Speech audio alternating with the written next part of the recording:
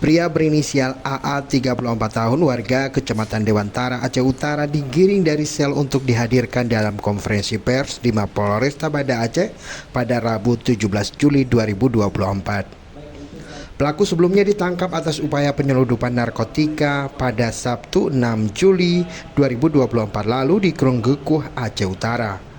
Kasus ini terungkap setelah petugas keamanan Bandara Sultan Iskandar Muda mendeteksi adanya kiriman barang berupa asam sunti berisi 100 gram sabu.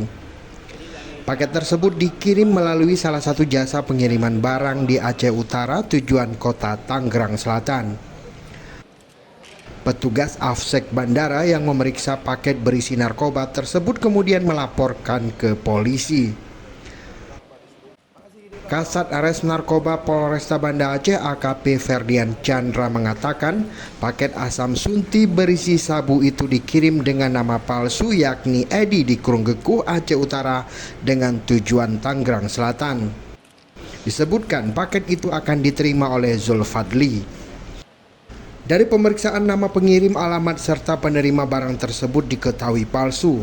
Polisi akhirnya menangkap pelaku AA di stasiun kereta api Krunggekuh, Aceh Utara pada Selasa 9 Juli 2024. Tersangka AA alias Edi mengaku disuruh oleh seseorang berinisial PL yang kini masuk DPO kepolisian.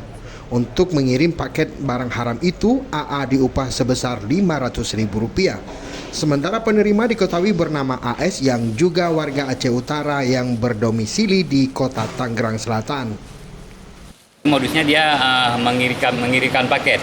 Jadi paket tersebut, narkotika jenis sabu tersebut dicampur dengan asam sunti, kemudian dipaketkan dalam kardus.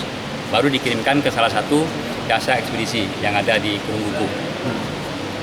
Ini merupakan pengungkapan yang ketiga pengiriman narkotika via jasa ekspedisi yang berhasil digagalkan oleh petugas keamanan Bandara Sultan Iskandar Muda sepanjang tahun 2023 sampai 2024. Dari Banda Aceh, tim Liputan Aceh Video.